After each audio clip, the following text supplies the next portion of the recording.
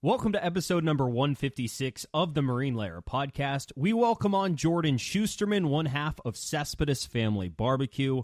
We'll discuss the current state of the Mariners. We'll talk about the article Jordan wrote about Cal and Logan. You guys should go check it out on Yahoo Sports. It was fantastic. And then we'll also talk about their sit-down conversation with Mariners first-round pick Jurrangelo Cijntje at the MLB Draft Combine. Lyle and I will discuss this miserable stretch of games the Mariners have been on and how we plan on coping with it. Here's your guys' reminder before we start the show. Make sure to download these podcast episodes if you're listening. Leave a 5-star review. Leave a written review. It all helps us out a bunch. If you're watching on YouTube, like, comment, subscribe, and check us out on social media. We're across Instagram, TikTok, Twitter, and YouTube Shorts at Marine Layer Pod.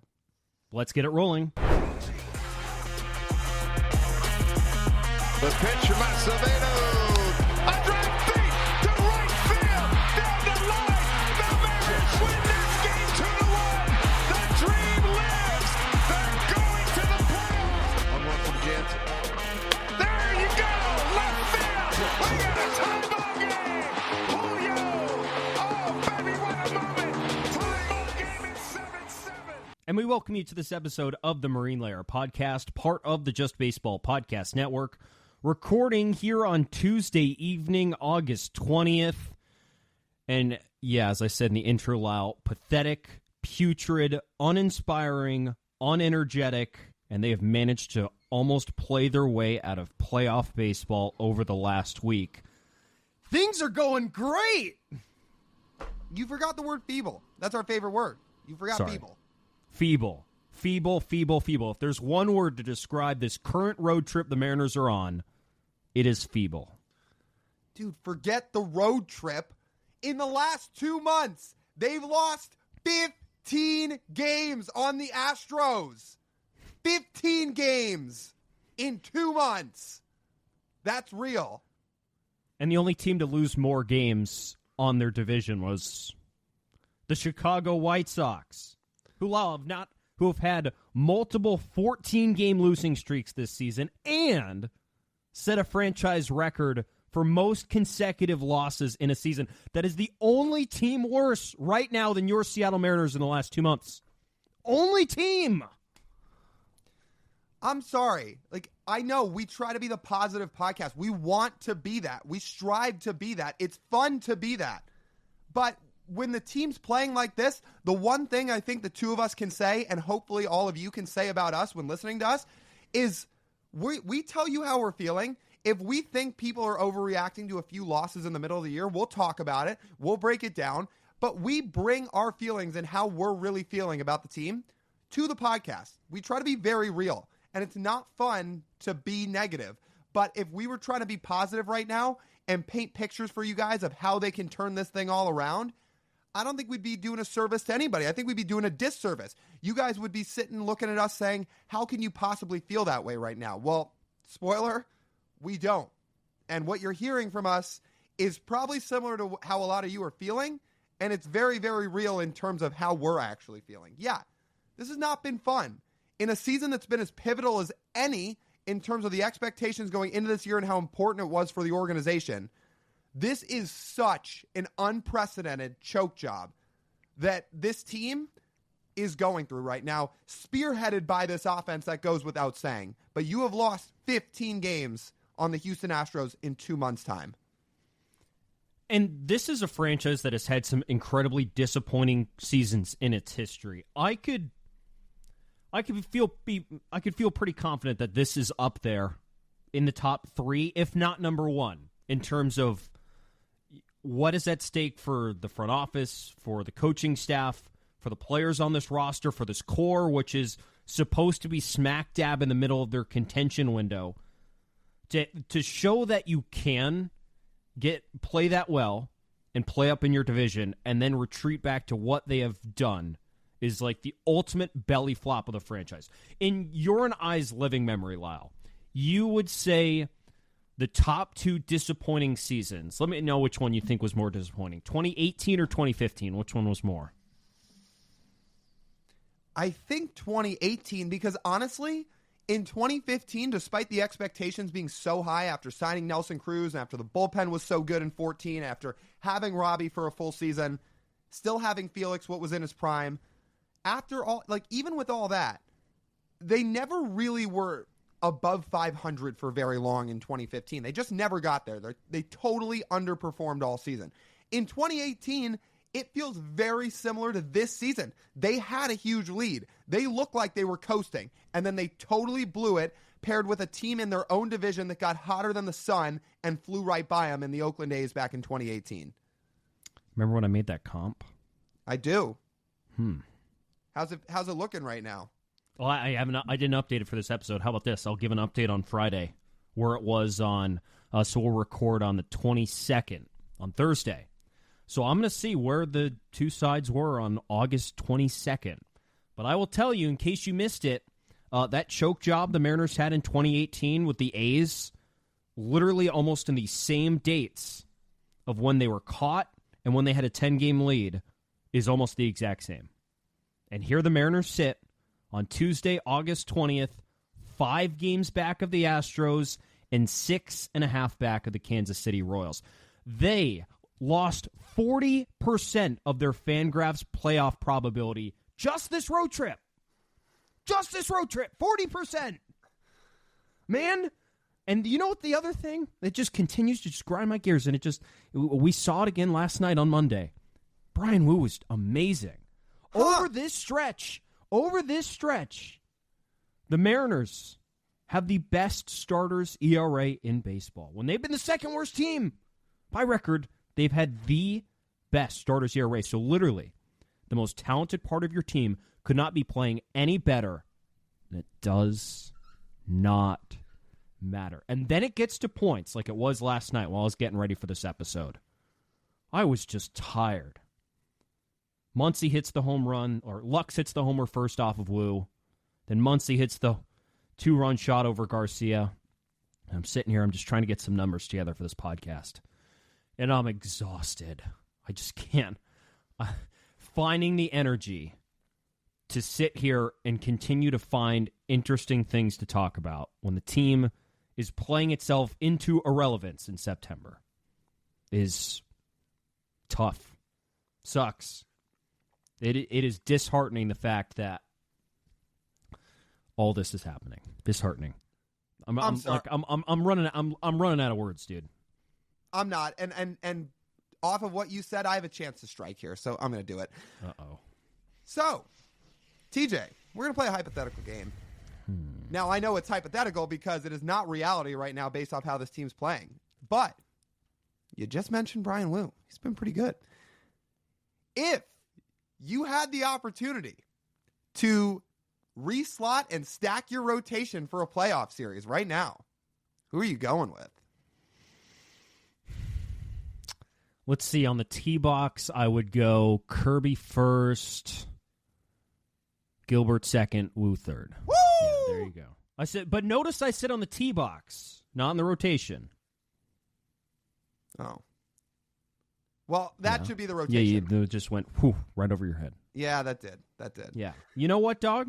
You made a solid point. I still don't think the Luis Castillo thing is crazy, judging that even though he quote unquote has the highest ERA in the rotation, it still is 3.5. Not very high.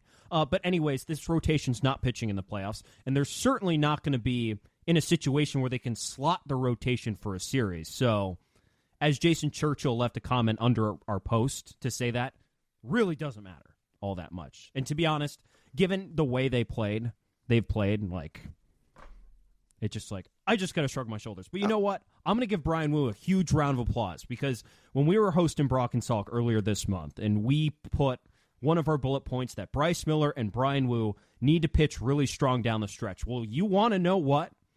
We're talking about this before Bryce starts tonight on Tuesday in Game 2 against the Dodgers. But who is the lowest ERA in the American League since July 1st is? Bryce Miller. Boom.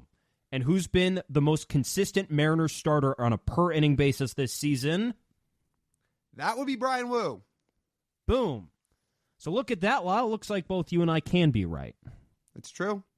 I just feel a little vindicated. That's all. You told me to shut the fuck up when I said that the first time. So well, I think there are some people whose what's the right word? Whose praise you want a little bit more for this. So no, I care. You about can get yours.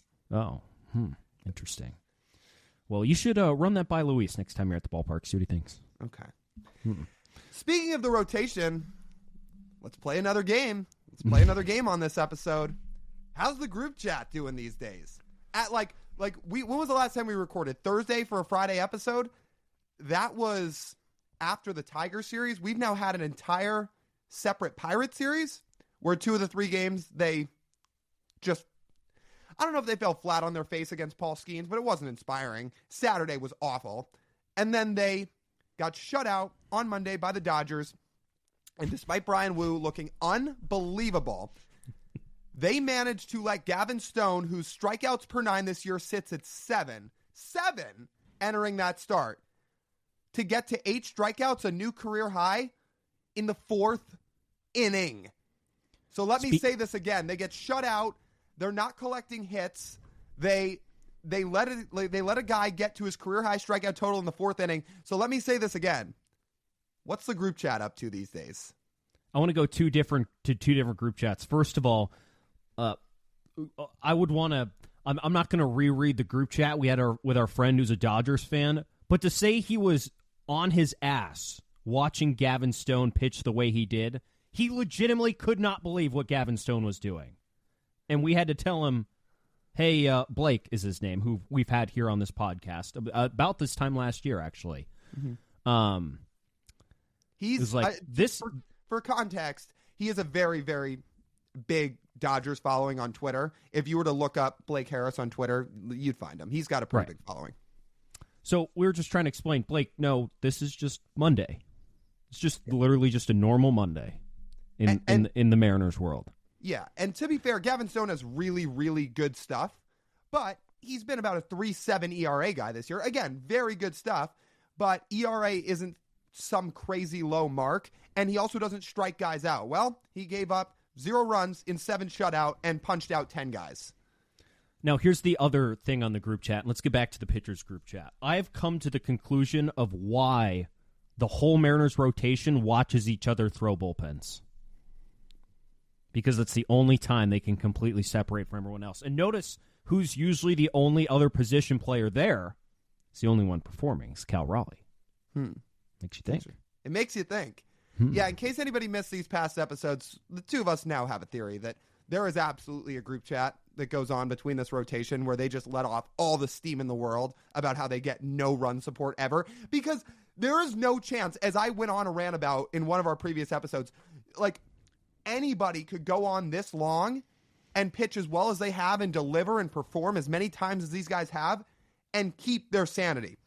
The Mariners have had 40 games this year where their starters have thrown a quality start and didn't get the win. The next closest mark after that 40 total for the Mariners is the Pirates and the Rockies at 28.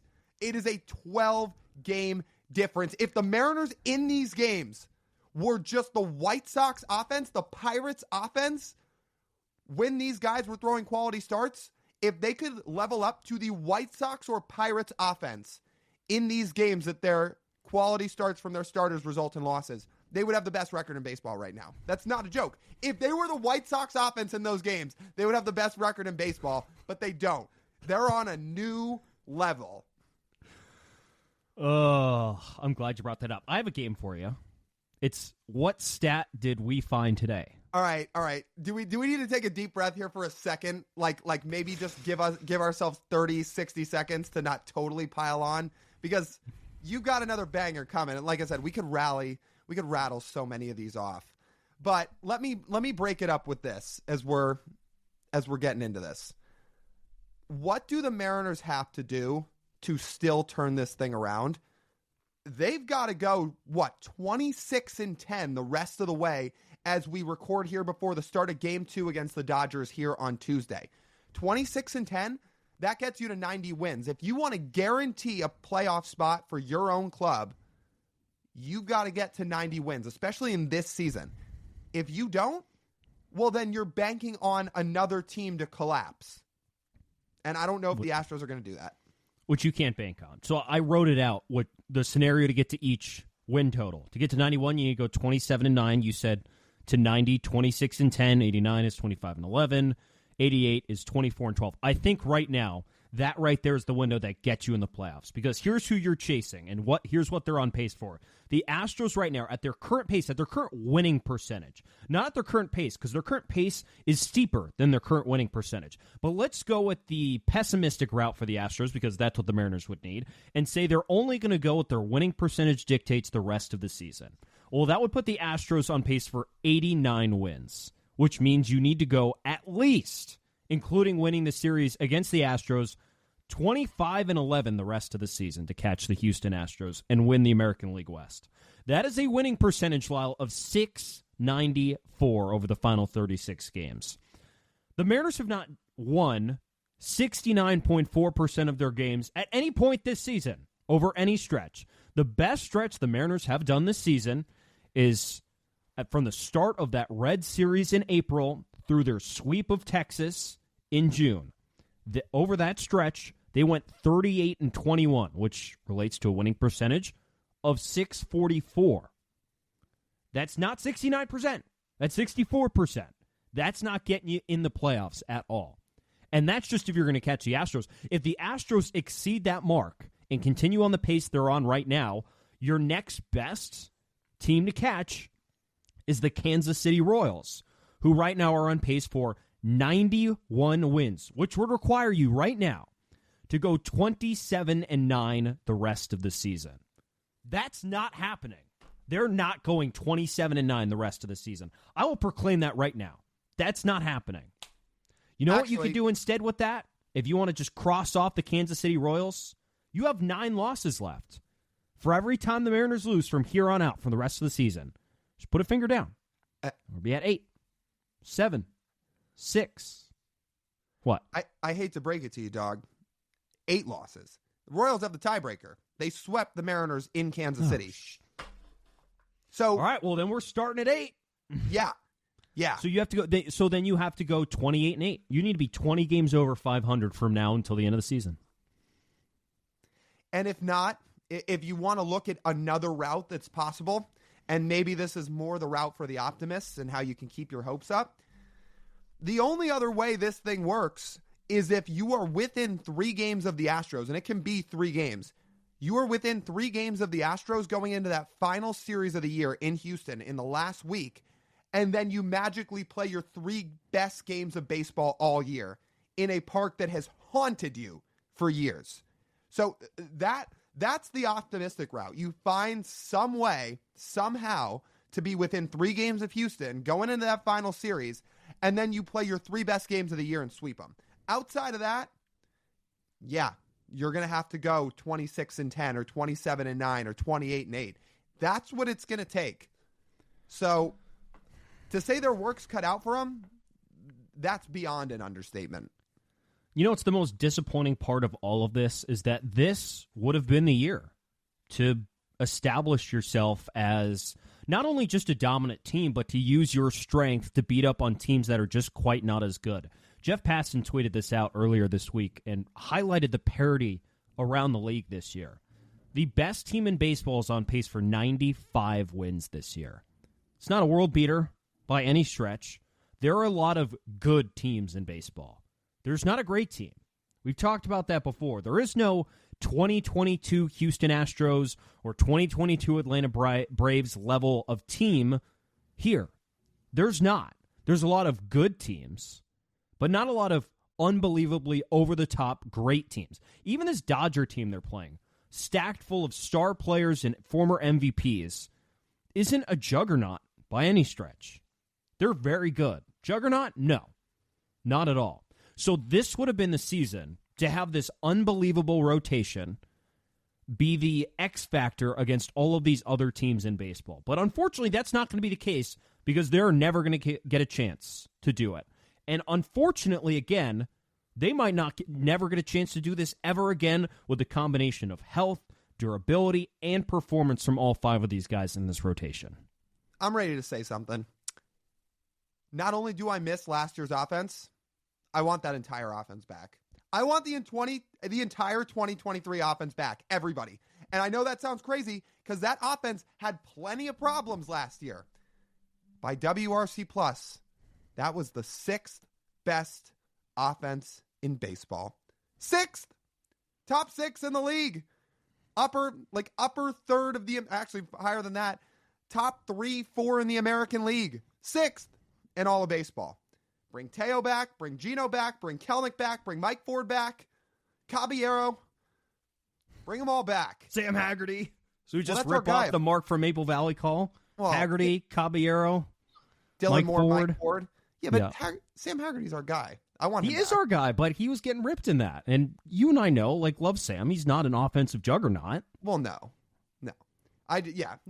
Your statement's right. However, I want that whole offense back. Yeah. Because let's do some revisions. We're going to go back, and we're just going to not do anything all offseason. Everyone stays. You have to give Teo the QO. That's fine. Make the roster stay the exact same. Because Gino in the last 6 weeks has got like a 970 OPS. He got off to that awful start, and he's turned it around recently. I'll tell you that.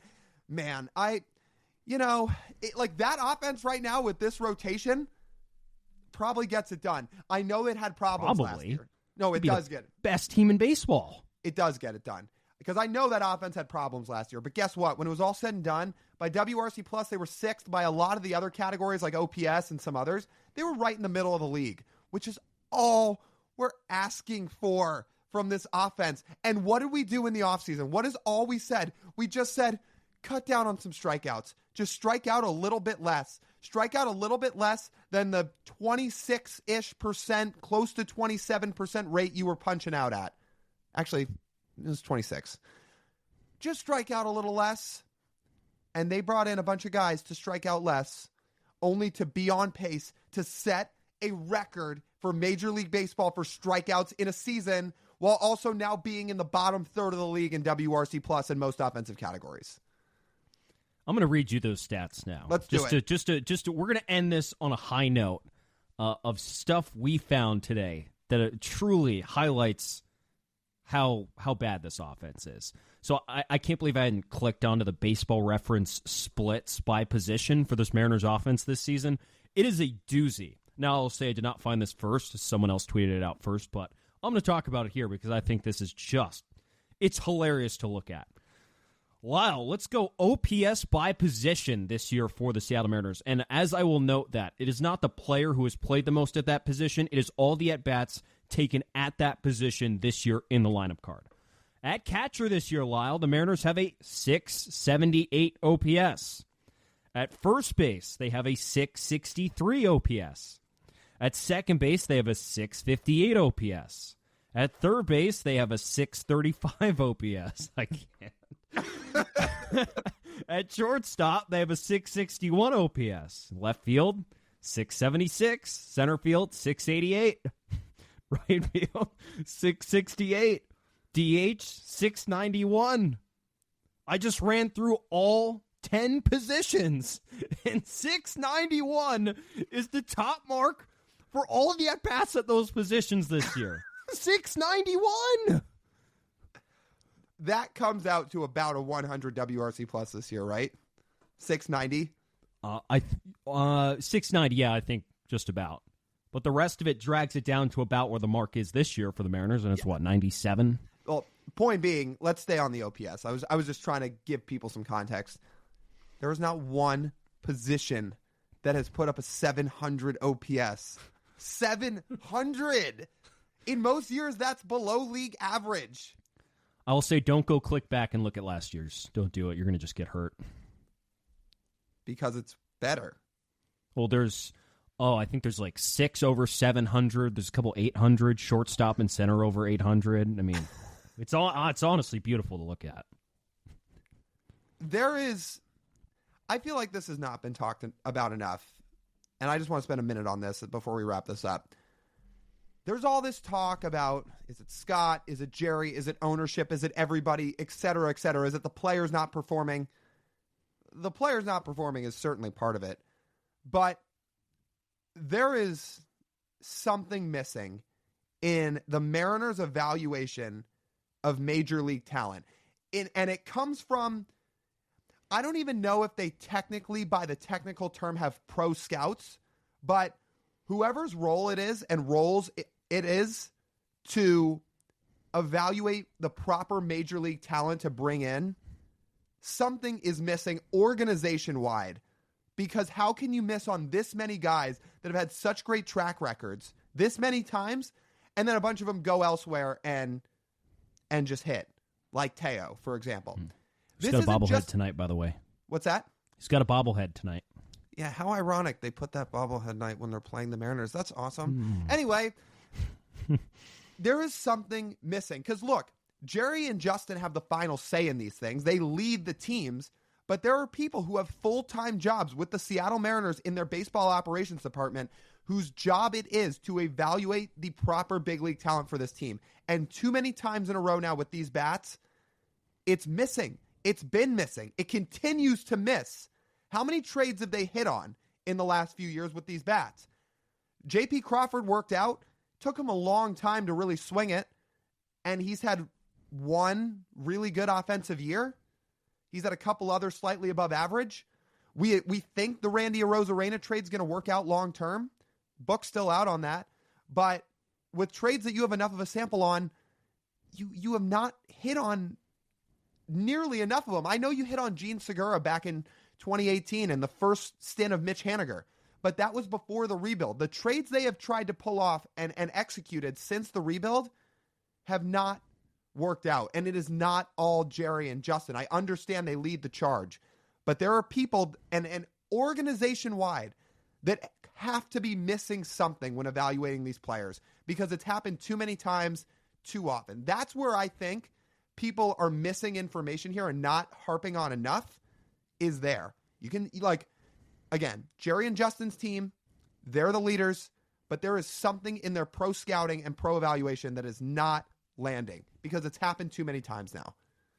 And when it comes to the coaching staff, I believe you and I are going to have more of a conversation about that on Friday's episode, seeing how this Dodgers series turns out before we discuss that. Oh, we totally forgot.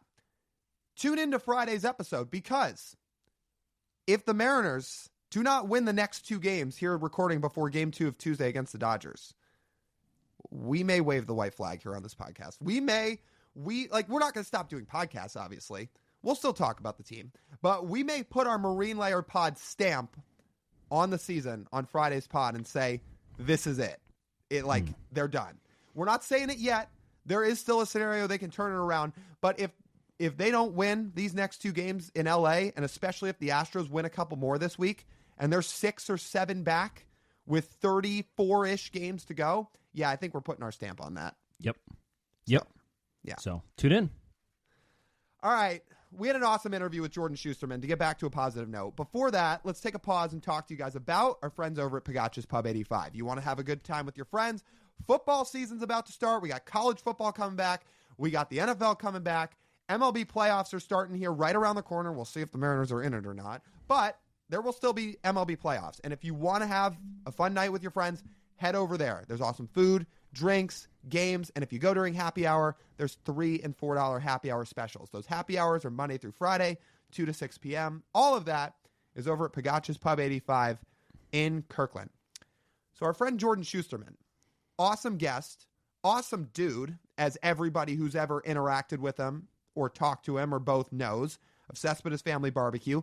He was our second ever guest on this podcast about 1.5 years ago now, and now he's back on.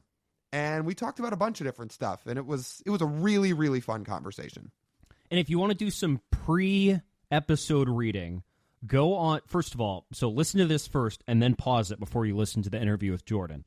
So Jordan wrote a really good piece on Yahoo Sports about Cal Raleigh and Logan Gilbert and their development in the Mariners organization with some fun stories tied in there and how they've essentially been at the hip from college through the Mariners minor league system into the big leagues right now. And it's really good. So I would go check that out. I would go read that before you listen to this conversation, because we do ask him some questions about that article, And just to give sort of a background look into the kind of work now they do now that they're at Yahoo. They moved over to Yahoo from Fox Sports and SiriusXM in February. So they've had a lot of freedom to do some more stuff like this now.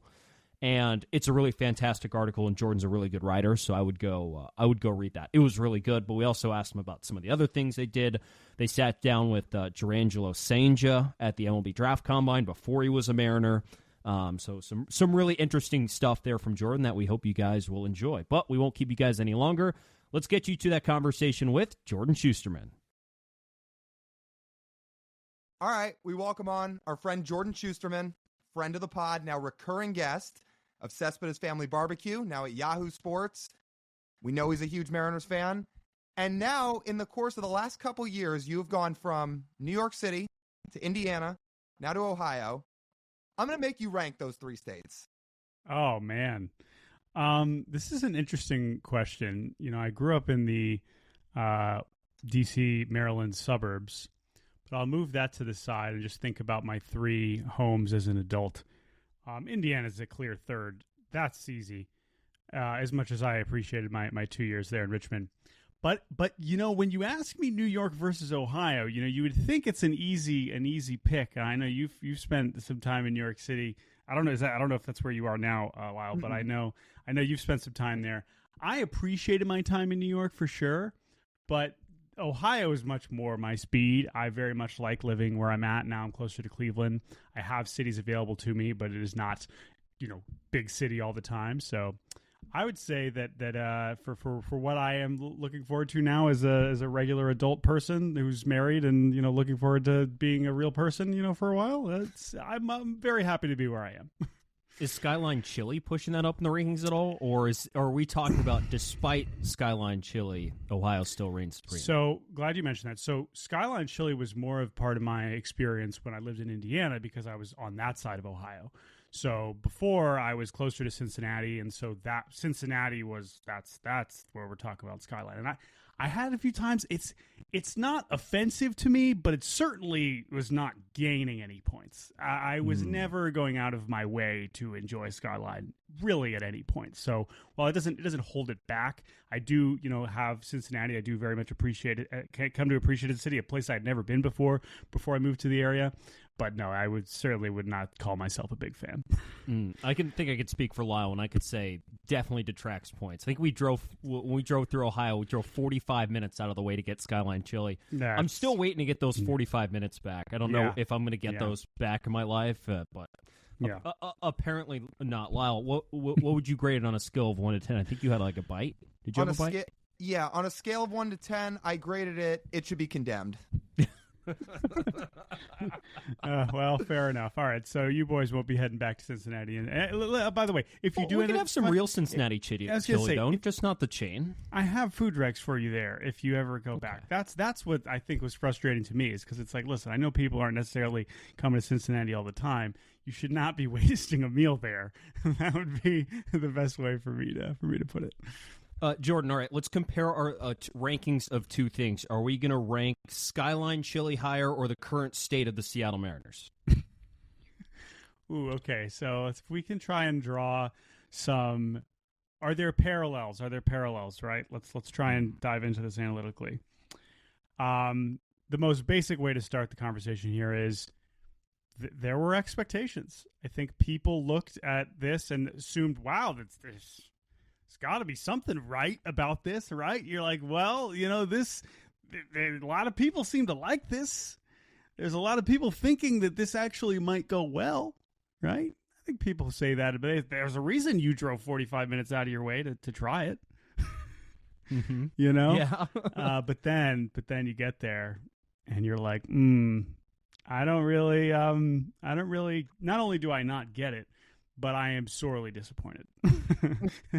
and I think that the not really getting it as we maybe transition to a more serious conversation about this baseball team is as we try and reflect and understand where this offense in particular is. there is a level of trying to understand it, right? I mean, obviously the perspective of fans when you watch the team struggle like this to score, particularly as it relates or in contrast to the pitching that they have, assembled and is consistently producing or consistently performing.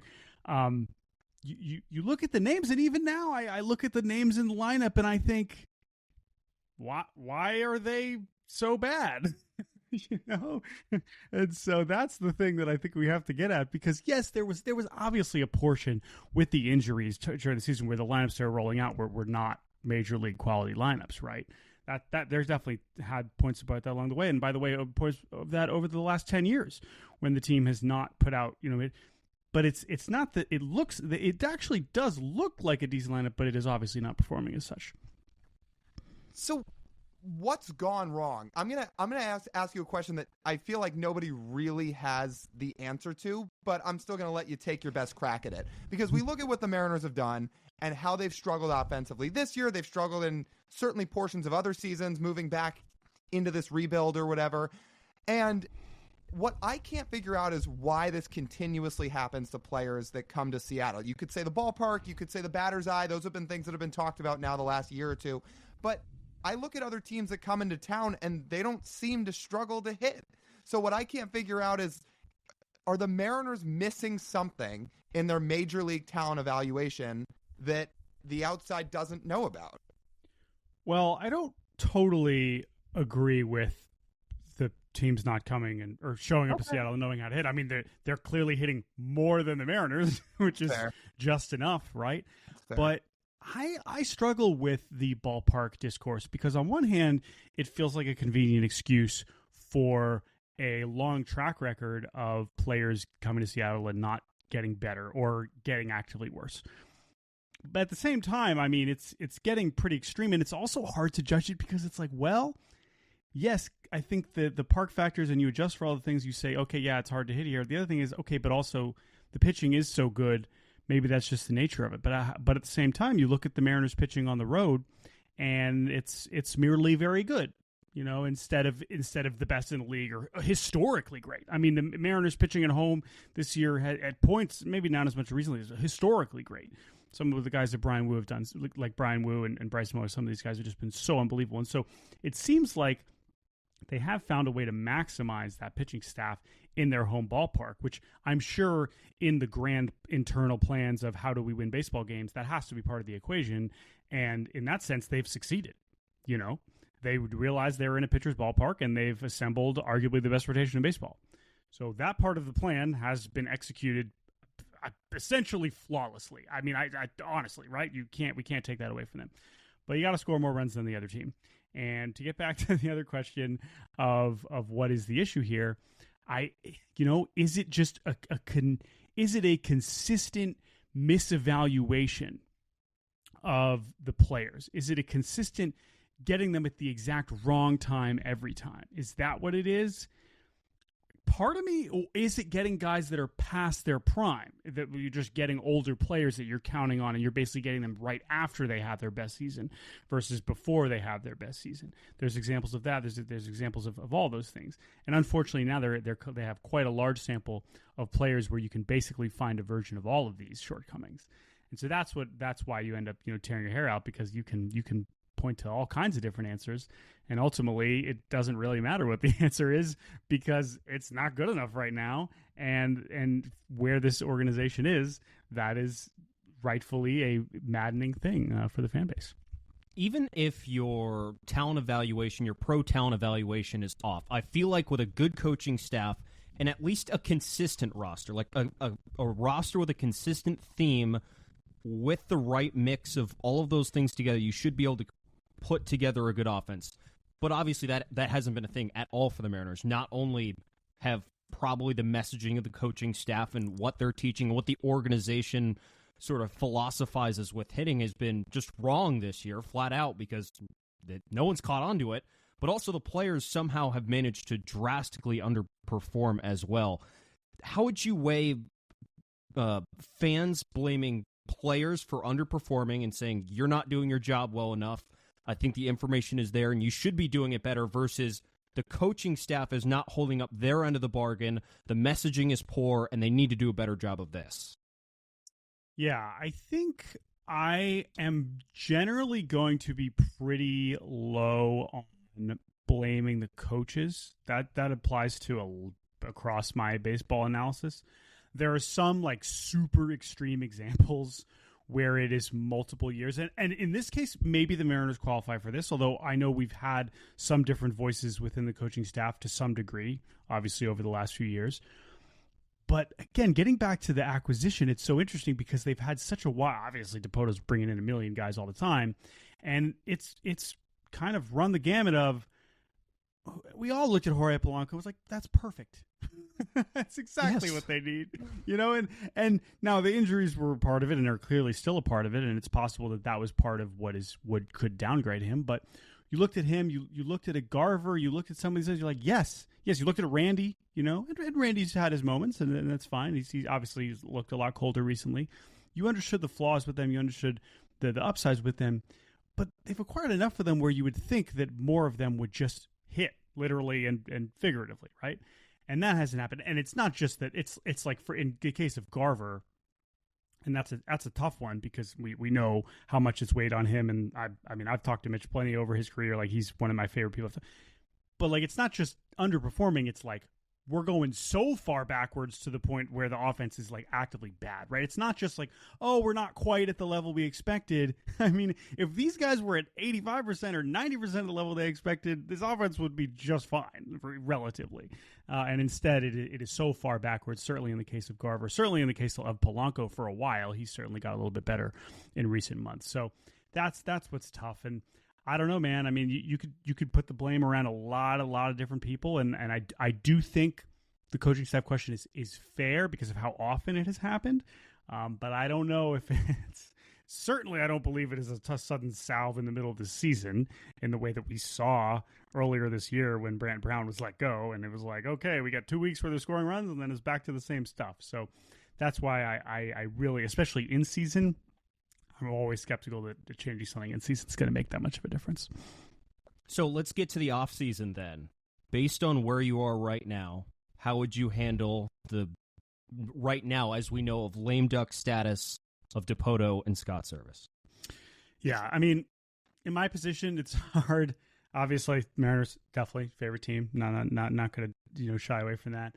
It's harder for me to put, like, I will say, as I've done this professionally for a while, it is much harder for me to be going out there saying fire him, all these guys. So I'll put that out up front. I think that we are reaching a critical point with the direction of the franchise, as we mentioned. Or I guess I said this a little bit more off air. Like, this is a long time for this regime to be in place, right? And in that sense, it just comes down to how urgent is the ownership to change it, because that's the thing. You could argue that it lasted longer than maybe we even expected. Now, obviously, making the postseason in 22 went a long way towards extending that and extending that run, and I think that's deserved. But there aren't that many other leadership groups that can stay together for that long with this many times coming up short. I think that's fair to say. There are some, and those usually involve ownerships that are either extremely tied in with one place, in the way that the White Sox were think about how long it took the White Sox to get rid of what they had, right? I mean, got way uglier for way longer than what the Mariners are dealing with. You have some really unique situations like Colorado, who have no interest in ever doing anything dramatically or changing anything externally. You have situations like San Diego, where A.J. Preller has made more moves than even Dipoto, at least from a magnitude standpoint. He was so tied in with Seidler, and we'll see if he's going to be able to stay in with the ownership group. And that's why I keep bringing up. Why am I bringing up these other examples? Because that's ultimately what matters: is how urgent. Well, we talk about ownership in the context of how much are they investing, but it's also about how urgently do they feel the need to change something. That is something that defines a lot across the league. Sometimes it's bad when ownerships are getting in and firing people left and right, and other times they maybe wait a few years too long. That's the question I do think we still need to be asking. I think that when you think about the team building and in terms of the farm system in particular, you could say the front office deserves more credit for that. And if we're talking about on-field results, then maybe you do shift it more towards the coaching staff, which is why I think logically it makes a little bit more sense to move on from the coaching staff than to move on from the front office. But I don't feel super comfortable saying that definitively one way or the other. I think we're in the same boat. We don't know what's going to happen here. It could go a million different ways. And we're all kind of just waiting to see how everything unfolds, whether it's this week, whether it's at the end of the year, everything. But I'll pivot to another offseason question for you. Let's say in this scenario, at least the front office stays, if not everybody stays, and the regime doesn't change. They have to change something, clearly. So if it's not going to be anything with management, whether it be the coaching staff or front office, how do they change something to get the right offensive guys in here to have a successful team and not waste this pitching staff? And I just look at it in layers like this. Are you going to spend money? Like, probably not. We haven't seen any reason to believe that they're going to spend significant money in free agency. Are you going to keep trading? A couple have worked out. 5 years ago, the JP trade worked out. It took some time, but it worked out. Randy books out, but we assume his time in Seattle will be positive. There's a lot that haven't. And then in terms of development, Cole Young and Harry Ford next year, maybe. Colt Emerson in 2.5 years, maybe. But that's a long time. So, like, all that combined, how are they going to do something to get this team on the right track offensively? Yeah, and I think this is where, one, it's like a more of a subtle, more nuanced thing. But when we think about changing in the coaching staff and changing in player development, there are something I've learned working in baseball is that there are a lot of people that work behind the scenes of the best teams.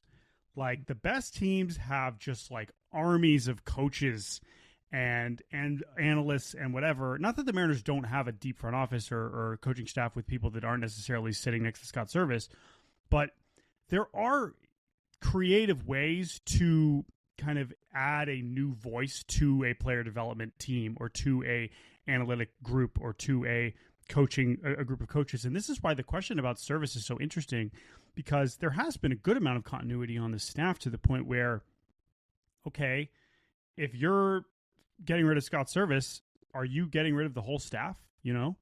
And again, would everyone forget how to pitch without Pete Woodworth and Tony Arnerich and some of these guys? Like, probably not, you know? But there are Perry Hill, right? Hello, right? Obviously someone who's revered as a very important part of this team and has been for a long time. That's both, right, the risk and maybe the opportunity to bring in, we talk about fresh voices, but also just like a new wave of guys, because there are a lot of smart hitting minds across the league. And I'm sure the Mariners employ some of them, but as we know, at some point, the results are the results. And if there is someone that wants to tackle what it means to hit in Seattle in the way that, you know, obviously nobody has managed to tackle what it means to pitch in Colorado, I wish the Rockies would hire more smart people to go try and figure out how to pitch in Colorado, and we haven't seen it happen yet. And it's because it's a challenge. But that's the thing. Like, there are more subtle things that can probably happen around the coaching and the player development in particular that could be interesting. As far as big roster changes, I mean, that's I honestly haven't like dug into just like the state of the roster and the depth chart and like contracts and stuff yet, so I'm not quite there yet. I don't blame you guys for looking that far ahead because of how things have gone recently and how things are certainly trending, and I'd be happy to come on here again in a month or two and have those conversations.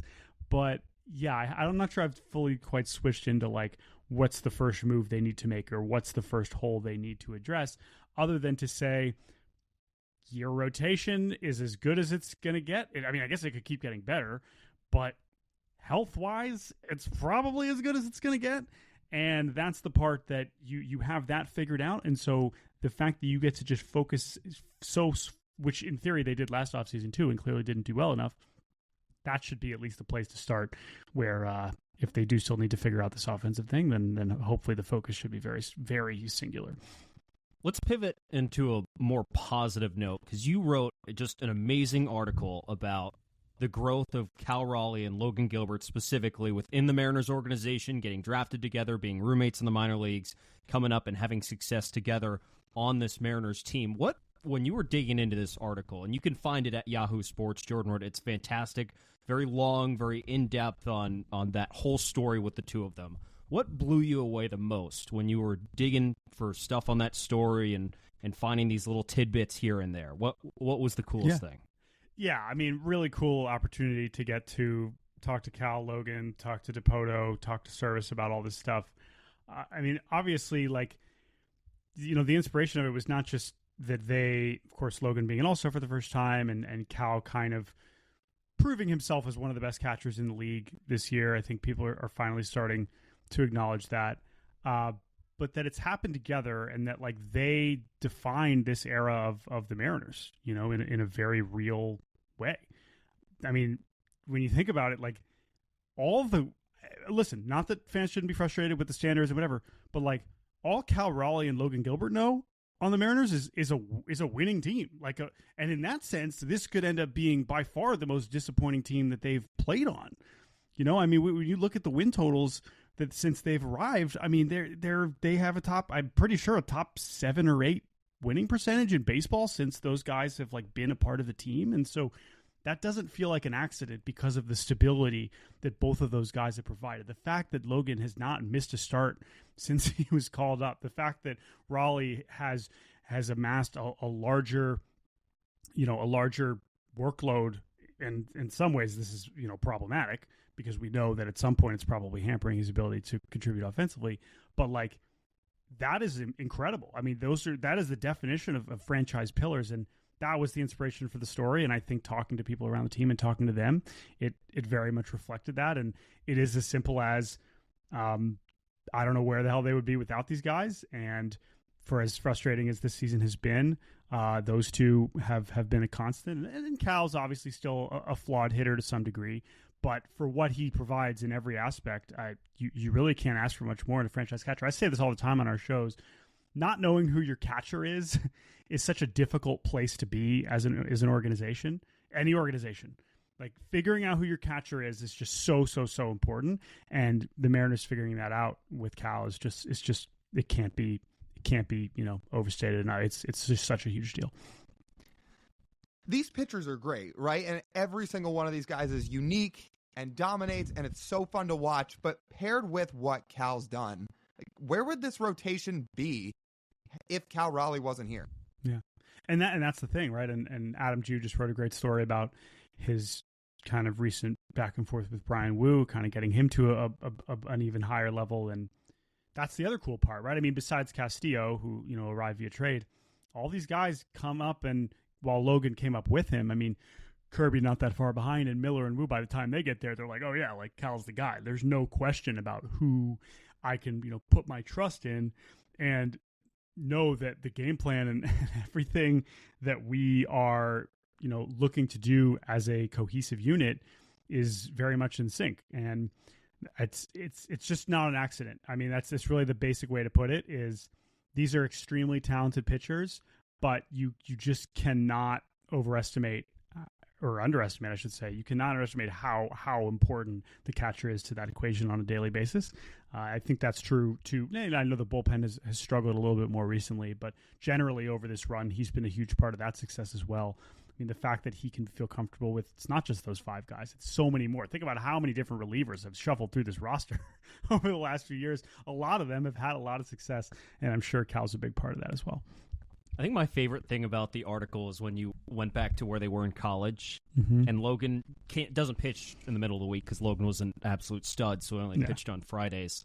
And they would only play Florida State on a Tuesday or a Wednesday. And Logan would be sitting there thinking, like, who is this dude just tearing us up? This dude's a pain in the ass, Cal Raleigh is. Yeah. And then all of a sudden they just land together in the same organization. Yeah. And there's the whole part about Cal not having as great of a junior season, and he slipped down draft boards. But the Mariners were like, "Oh, no, we see this. Yeah, no, we're not falling for, I'd say, the deek of him underperforming a little bit. Sure. We know what this guy is." Yeah. So I thought that was super cool, especially just given the differences of the two places those two guys went to school. The only similarities those two universities, Stetson and Florida State, share is that they're in the state of Florida. That's it.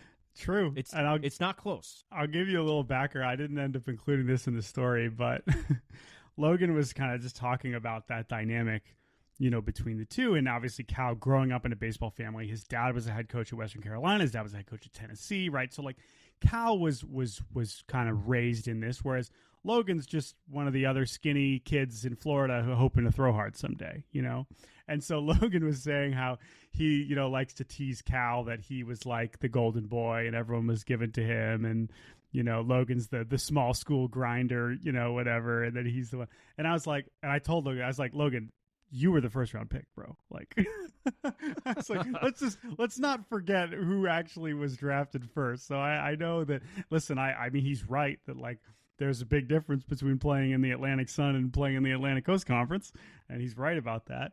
But I thought that was a funny dynamic, and especially too like their friendship and their relationship too, because they've been there side by side since the beginning. Speaks it's very, very unique in that sense, and I'm grateful as someone who just follows his team a lot, follows his team closely in terms of off the field stuff. Having definitely talked to Logan before his debut, both of these guys have come out of their shells so much since the start of their careers, and that has also been extremely cool to see, and also not a coincidence because that generally happens when you establish yourself as two of the best players at their position in the league, and that's what makes them comfortable to do that. Yeah, it's crazy. When Cal came up, he barely talked, and then fast forward to the end of 2023, he's saying, "Hey, listen, ownership, this isn't good enough. Like, sure, we need more from you." 100%. And I'm glad you mentioned that, because that was another. And I could have. One of the challenges of the story, and I'm very happy with how it turned out, but especially for me, just like by nature, I want to be comprehensive and completionist, and like I didn't even touch really I mean, I mentioned, his homer to the clincher. We were 10 rows apart, Lyle. Right? Yeah. we were both at that game. And like, I didn't even like say the word big dumper once in the story. Like all that's part of the Cal Raleigh lore too. Like that's its own article that I think is interesting as much. Of course, I had to kind of condense it and keep it focused on the two of them kind of in tandem and them becoming what they were. But there's so much with both of these guys, and that just felt like the right time to kind of highlight that story. And obviously that was, that story was, I guess, dropped like right after the Mets series, and then vibes were high, and not so much a week later. But those two guys are doing their part, man. So that's all you can ask for them. Yeah, they are. You guys have such a fun job. Like, you built such a fun brand of covering baseball. You literally have anything possible in baseball on your plate, which you could talk about, which you could articulate, tweet about, etc. on a given day. Could you walk us through what you guys on a given day? What are you looking for to talk about? What are you looking for to say? Maybe make a fun tweet about. What are you looking for? Hey, what could we interview? What could we do? Do something fun and something out of the box that something like MLB Network won't do. Yeah, I mean, I think, well, this is very kind words, and I'm very aware, fortunate I am to do what I do. I think, since we've worked in this in a full-time capacity, certainly since we originally were with Fox Sports and now with Yahoo, like as members of the BBWAA, like we have responsibility to produce, consistent written work. And a lot of that involves going to the ballpark, right? So now that's going to Cleveland. I mean, I've been doing a lot of travel. So I was in Detroit, I was in Toronto, and kind of bouncing around. And I would say that like, it's just looking ahead and having a podcast that's 3 times a week has been a really perfect kind of cadence and rhythm to give us the space. I think that's what's really great, especially now about everything being under the Yahoo umbrella. What is so fun for us now is that there's kind of a place for us to stretch and do what we want in no matter what the setting is. There are some things that don't make sense to do a whole article on. There's some things that should only be a 5-minute podcast conversation, And there's some things like the article we just described and some of the other features, like the Ellie De La Cruz feature that I wrote earlier this year, like that's months of work and editing and like careful storytelling and interviewing and all those things. I'm glad I get to do that. but that's also a lot. And I also like to be able to just like dip in and just have a quick conversation just about, for example, for tomorrow's podcast, I really want to talk about Adrian Del Castillo, who's this rookie catcher that came up for the D-backs and is replacing an injured Gabriel Moreno. Like, that's probably not its own full story, but like we have space to do that on the podcast. And that is why I'm so grateful, because what we really take pride in is covering everything. That, and you guys know that. And you know that, of course, there are teams I follow more closely like the Mariners. But the reason why I think Jake and I are good at what we do is just because we can do everything and want to do everything. And that I do think sets us apart, because while there are a lot of podcasts like your own, which does a great job covering one team, we want to be a place for all fans to feel like they are being heard and feel like they are being acknowledged, and feel like that we know, because we do care about all these teams. And so we care about all these teams. We care about all kinds of baseball, whether it's college baseball, whether it's the Little League World Series, which my brother is currently texting me about right now. There's some wild game that Mexico is playing in, so I'm excited to watch those highlights after, whether it's backyard baseball, of course, which that's probably its own podcast. We'll be talking about that this week and maybe have some more fun stuff cooking with that. So much version of the sport. That's why we never get bored. That's why we continue to stay motivated and stay inspired, is just don't stick with one team, because I say this in jest, but you guys, if I had to stick on one team, I'd tell this to the Mariners beat writers too. I just was hanging out with Adam June and Daniel Kramer the other night. I tell them all the time, I couldn't do your job. I couldn't only watch one team every day, whether it was the team I liked or not.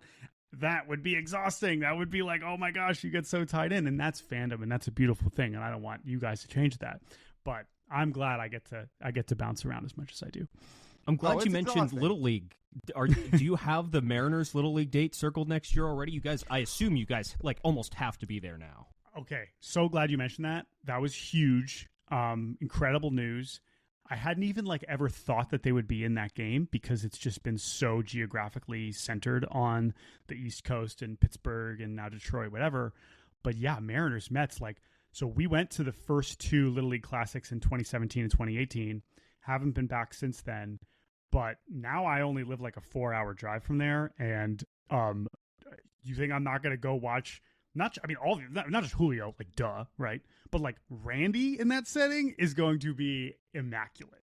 Like, that is going to be just a truly tremendous thing. So yeah, I am going to do, my summer next year is a lot more open than this one, hopefully. And am going to make it a priority to be there for that game. With you guys now at Yahoo, one, like, how is it different than some of the other stops you've made along the way? And also, just what have you guys enjoyed about it so far? Because it seems like, at least from afar, you guys have such a wide canvas to do a variety of things. Totally. It's kind of what I said before about just the synergy between everything that we're doing. Our previous employers were very patient and understanding that we were doing a podcast with Sirius or The Ringer and doing our writing at Fox. And like, we found a way to balance that. But it's nice knowing that our editors and our producers know everything that we're working on together, and that we have the full support of the Yahoo team. And that's a lot of people behind the scenes that make our show possible. Whether it's our producer, Andrew Hartz, whether it's the video editors, whether it's people above that. The fact that our show is on YouTube now, I think, is really cool. I'm really happy to have that available in video form, because I do think that like a lot of the dynamic between Jake and I is best received being able to see us. And I think you guys both are a good example too of chemistry that plays well on video. And so that's something that I think has been fun for us to be able to present more than just in 30-second clips. So in that sense, I definitely am glad that we have that. And then, as you mentioned, like, just the opportunity to be in the BBWAA and cover baseball and go into clubhouses and find those stories is just a really cool opportunity. And I don't take that lightly. And being able to do that and then get back on here 3 times a week and just talk about baseball with my friend is pretty good setup. And we don't take it lightly. So we try to work hard and make the most of the chances that we obviously still have here. One of those things you got to do is go to the MLB Draft Combine. You got to sit down with one of the newest Mariners, Jurrangelo Cijntje. Like, we've talked about him a bunch as a baseball player, but you guys got to ask him a little bit about himself. Tell us about him. Why should we be so excited? Totally. Yeah, no, Jurrangelo was, so we talked to, I think, this is the first time we've covered the draft combine. I've become like way too involved in the draft. Too involved. What I mean by that is it served me well. I love it. I spend so much time doing it, but it's like, I'm already working on 2025 right now, and I shouldn't be doing that. Like that is that's a waste of my time right now, and yet I can't help it because I just care about amateur baseball and I love getting ready for that next wave. But again, like the reason why I love to do it is because it's just building that history as early as possible. And in the case of Jurrangelo, like I remember when he popped up at the end of his junior year of high school, and it was like, I'm sorry, this kid's throwing both hands 90 miles an hour. Like, what's going on here? Like, this does not seem to be like just like a total fluky thing. Like, this seems legit. The Brewers drafted him out of high school, and there was clearly interest, but I was so glad that he got to go prove it in the SEC. And talking to him about that, I mean, he's definitely a quiet kid, but very confident, someone that has obviously spent time around big leaguers, not just through, what he's already, since he, I believe he's represented by Amber Sabathia with Rock Nation, and he's has that connection with CC and some of the other former big leaguers in kind of that space, but also from back home in Curacao. I mean, he's tight with Ozzy Albies. Like that is a real relationship that he's been able to lean on. And like growing up, this is just obviously a place that has such rich baseball culture. And for him to kind of take a unique path to that through college, right? We've seen some of these guys sign as amateurs or as high schoolers, whatever. For him to kind of take that college path and make his name in the SEC is really, really, really cool. And I think that he started to really realize how good he could be, certainly right-handed. And we'll see how much the left-handed stuff sticks around entering pro ball. But there are a lot of people, talking to people around the game, like by the end of the year, he was right up there in conversation for, one of the best pitchers in the draft. And so I think that's what's so exciting about them getting him. I think obviously combining that with getting Ryan Sloan, an argument for the best high school pitcher in the draft is a hell of a scoop. And I mean, I could talk about what they did in the draft this year is absolutely fascinating. I know it doesn't feel that important. Although, I will say one thing about the draft though. Yeah, go ahead. We're running out of time here in terms of the season, but I mean, they drafted a lot of really fast-moving relievers.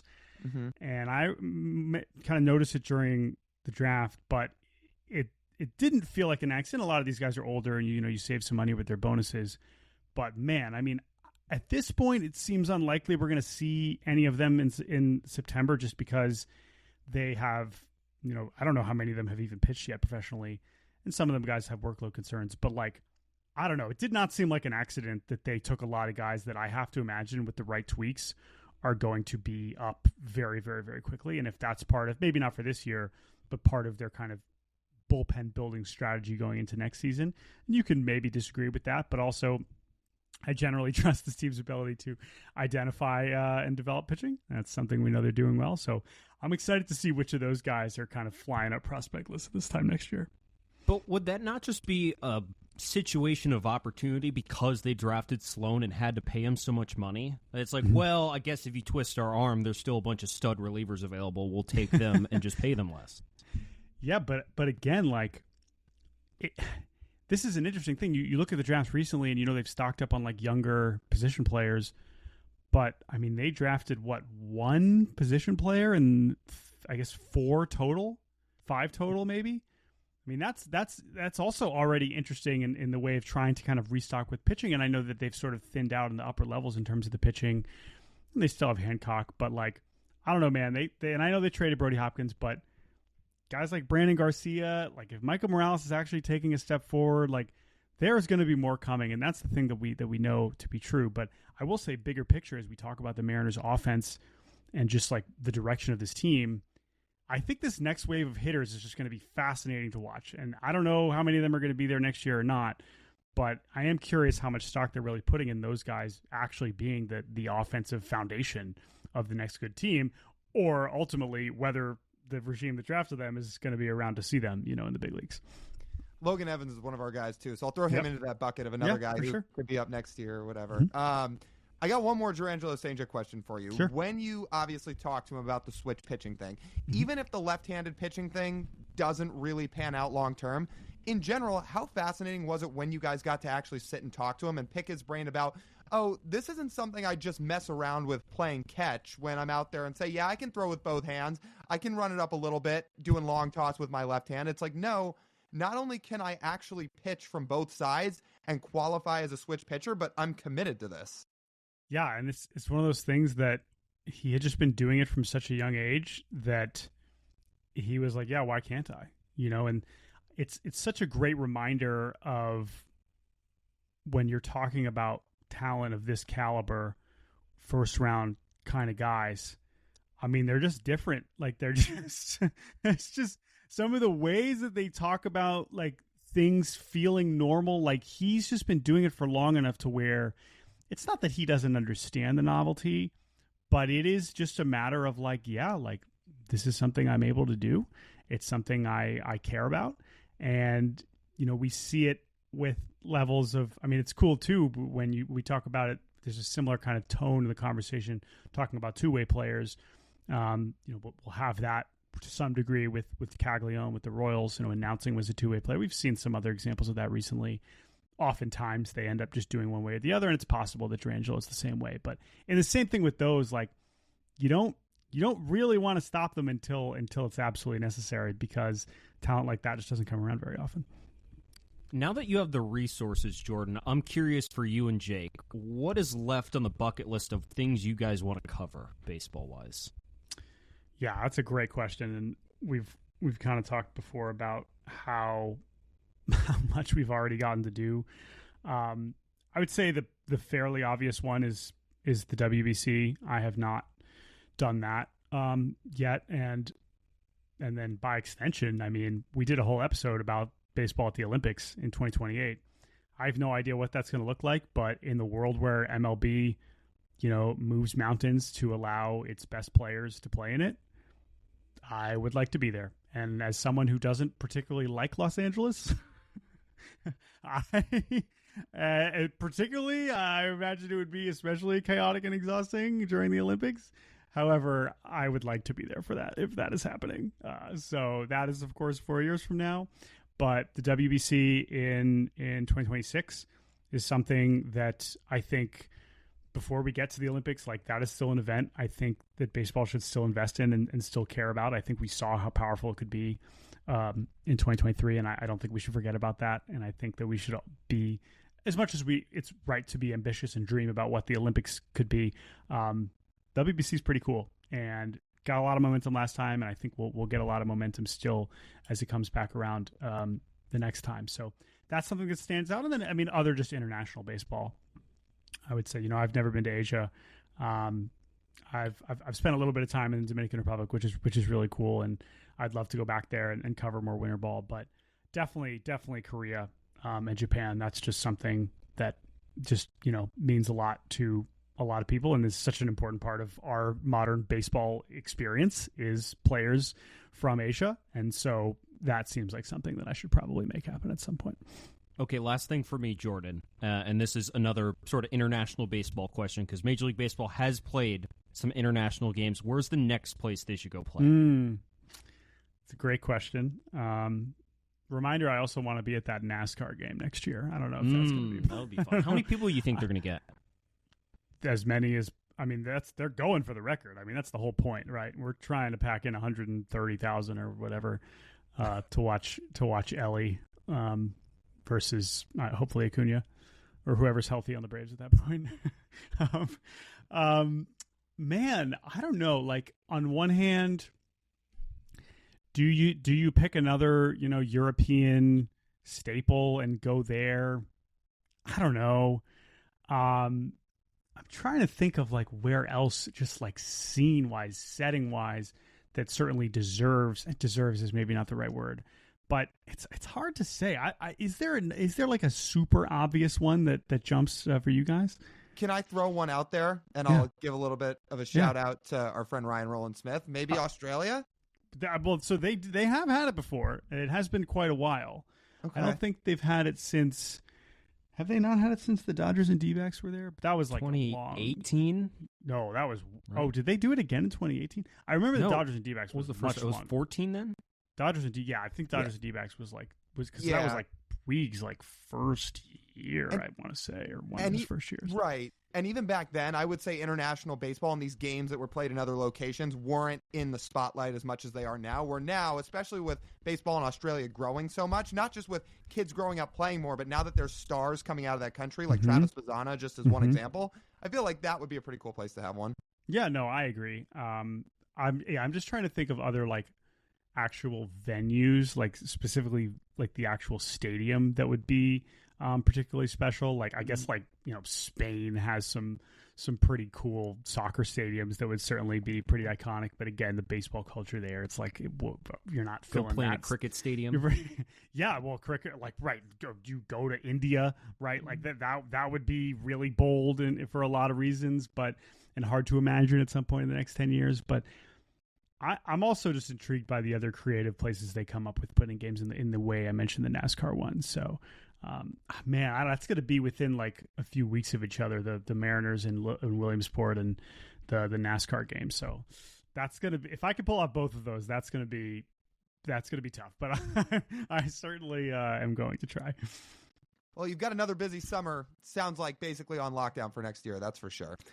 Yes. Well, this is hey, can't complain. This is how I like it. This is it's a fun time of year. It's kind of taking that deep breath before we hit the stretch run, and we'll see if the Mariners will be a part of said stretch run. we will see. No doubt. Jordan, this has been a blast. As always, we love talking ball with you. Thanks so much for hopping on with us and doing this. And obviously, we love having you on, so you're welcome back on anytime. You guys are crushing it. I know it's been cool to see what you guys have built with this group. It's not that with this pod, like it's not that simple to break through. And I know you guys have managed to do that, which makes me happy because I've known you both for a little bit. So thank you guys for the support because it means a lot. And I know that we are fortunate to do what we do. So if you were not too annoyed listening to me, check out Baseball Barbacast 3 times a week, Monday, Wednesday, Friday. All of our writing, Jake and I's over at Yahoo, and we'll have all kinds of stuff coming, of course, for the postseason. And also, Backyard Baseball. That is another podcast that we can do in the future. But for now, let's go watch Bryce Miller. We love talking to Jordan. Hopefully you guys enjoyed that conversation.